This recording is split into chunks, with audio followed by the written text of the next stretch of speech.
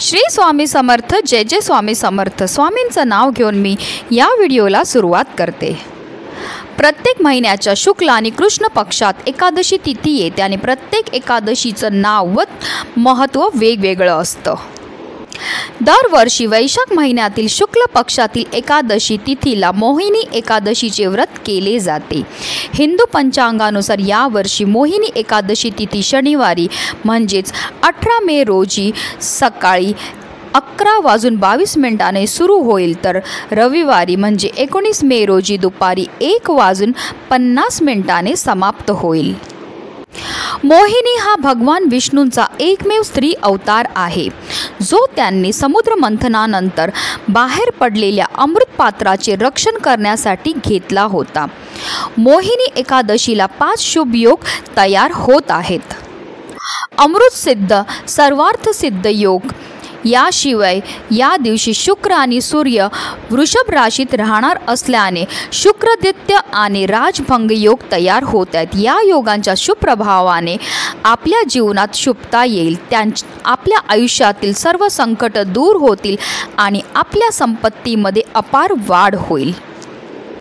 या दिवशी आपल्याला श्री हरी विष्णूंबरोबर माता लक्ष्मीची विधिवत पूजा तर करायची, सेवा तर करायची, पण त्याचबरोबर आपल्याला काही विशेष उपाय देखील करायचे आहेत। हे उपाय केल्यामुळे आपल्या आयुष्यामध्ये असणारे सर्व दुःख, सर्व विघ्न दूर होतील।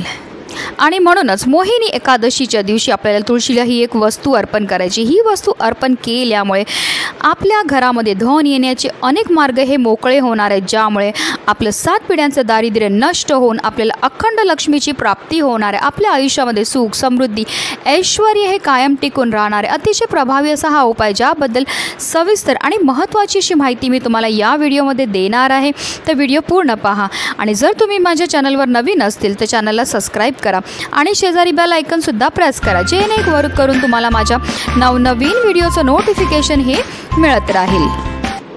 हिंदू धर्मामध्ये तुळशीला अनन्यसाधारण असं महत्त्व आहे। तुळशीला साक्षात माता लक्ष्मीचं स्वरूप म्हटलं जातं आणि श्रीहरी विष्णूंना अतिशय प्रिय आहे ती म्हणजे तुळस। ज्या घरामध्ये दररोज तुळशीची पूजा केली जाते, सेवा केली जाते, तिच्यासमोर दिवा प्रज्वलित केला जातो, तिला जल अर्पण केलं जातं, त्या घरामध्ये कधीही कोणत्याही प्रकारची नकारात्मकता राहत नाही, वास्तुदोष राहत नाही, त्या घरावर अखंड लक्ष्मीची कृपाही होत असते। तुम्ही बऱ्याचदा पाहिलं असेल की एखाद्या घरामध्ये तुळस अतिशय बहरलेली असते किंवा काही घरामध्ये तुळस लावली की लगेच कोमजून जाते। तर असं का होतं? तर आपल्या घरामध्ये आलेलं जे संकट आहे ते तुळशी मातेने स्वतःवर घेतलेलं असतं आणि म्हणूनच ती कोमजून जाते। जर तुमच्या घरामध्ये पण अशा प्रकारच्या समस्या उद्भवत असतील तर आवर्जून तुम्हाला अशा विशेष स्थितीला ह्या उपाय करण्याची गरजही भासत असते। तर ह्या उपायाकरता आपल्याला काय करायचं आहे? एकादशीच्या दिवशी सकाळी ब्रह्ममुहूर्तावर उठायचं आहे आणि आंघोळीला पाणी हे काढायचं। आंघोळीच्या पाण्यामध्ये आवर्जून आपल्याला गंगाजल टाकून स्नान करायचं आहे आणि त्यानंतर स्वच्छ वस्त्र परिधान करून आपल्याला देवपूजाही करायची आहे। कोणतीही सेवा किंवा कोणताही उपाय करायच्या अगोदर आपल्याला देवघरामध्ये दिवा हा प्रज्वलित करायचा आहे, कारण अग्नीच्या साक्षीनेच आपल्याला सर्व सेवा ह्या करायच्या असतात। त्यानंतर आपल्याला श्रीहरी विष्णू आणि माता लक्ष्मीची विधिवत पूजा करायची आणि त्याचबरोबर आपल्याला तुळशीची सुद्धा पूजाही करायची आणि तेव्हाच आपल्याला सकाळीच हा उपाय जो आहे तो करायचा आहे। आपल्याला काय करायचं आहे?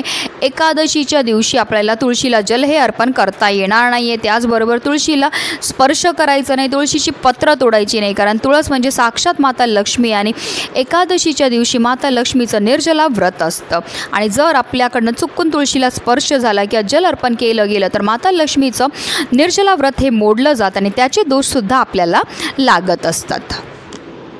तर आपल्याला तुळशीच्या मुळांजवळ जी आहे चिमूटभर हळदी अर्पण करायची। त्याचबरोबर आपल्याला 2 अखंड लवंगासुद्धा घ्यायचे आहेत आणि त्या 2 लवंगासुद्धा आपल्याला तुळशीच्या मुळांजवळ खोचायच्यात। फक्त तुळशीला स्पर्श नाही होणार एवढी तुम्हाला काळजी घ्यायची आहे आणि खोचताना त्या ज्या लवंग आहेत त्याची फुलं जी आहेत ती वरच्या दिशेने असली पाहिजेत आणि त्याची जी देठ आहेत ती मातीमध्ये असली पाहिजेत। अशा रीतीने आपल्याला त्या पुरायच्या आहेत, कारण लवंगा आणि हळद ह्या दोन्ही वस्तू जे आहेत त्या माता लक्ष्मीला अतिशय प्रिय आहेत। लक्ष्मीला आकर्षित करण्याकरता ह्या 2 वस्तू अतिशय प्रभावी मानल्या जातात। ह्या वस्तू जर आपण साक्षात माता तुळशीला अर्पण केल्या तर त्यामुळे आपल्या घराकडे माता लक्ष्मी ही आकर्षित होते आणि तिचं अखंड आगमन आपल्या घरामध्ये होत असतं।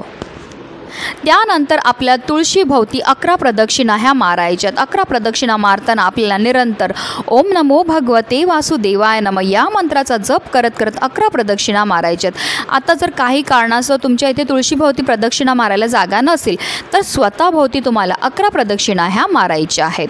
आणि त्यानंतर मनोभावे आपल्याला तुळशी मातेला आपल्या मनातली इच्छाही बोलायची की कोणत्या उद्देशाने आपण हा उपाय जो आहे तो करत असतील। जर तुम्हाला धन प्राप्तीची, घराबद्दल, मुलांबद्दल, पतीबद्दल ज्या पण तुमच्या मनोकामना असतील त्या आपल्याला माता तुळशीला बोलायच्या आहेत।